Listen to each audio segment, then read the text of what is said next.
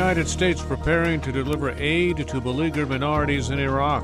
Hamas threatening to restart fighting with Israel. I'm Ray Kouguell reporting from Washington. A Pentagon official says the United States will begin an effort to airdrop emergency food, water, and other essential supplies to Iraqi Christians facing death at the hands of Islamic extremists in northern Iraq. The official says airstrikes remain an option. Thousands of Christians are fleeing after Islamic militants seized the minority religious group's biggest town in Iraq. Yeranian reports.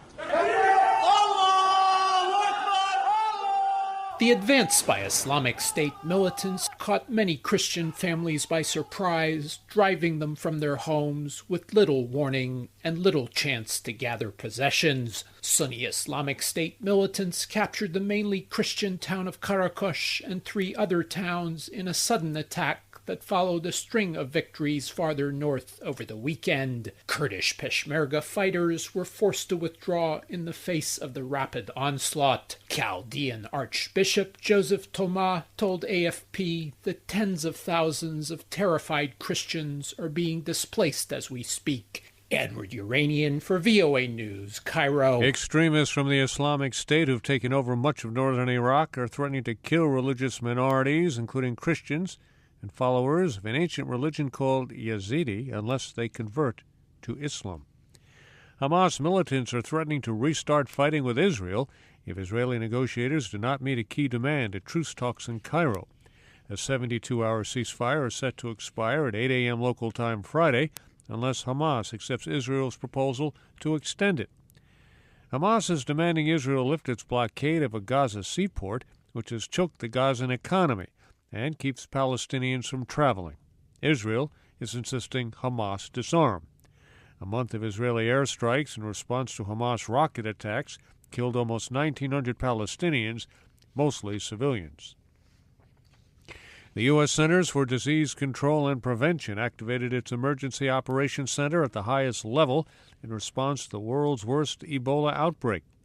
CDC Chief Dr. Thomas Frieden told a congressional hearing on Ebola Thursday that the centers will soon have 50 disease experts in West Africa at the center of the crisis. Dr. Frieden said he is confident no major outbreak in the U.S. will happen.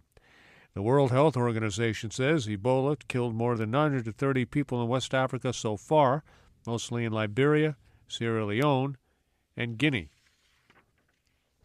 U.S. Secretary of State John Kerry is in Afghanistan on an unannounced visit to meet with presidential candidates who are locked in a hard-fought dispute over election results.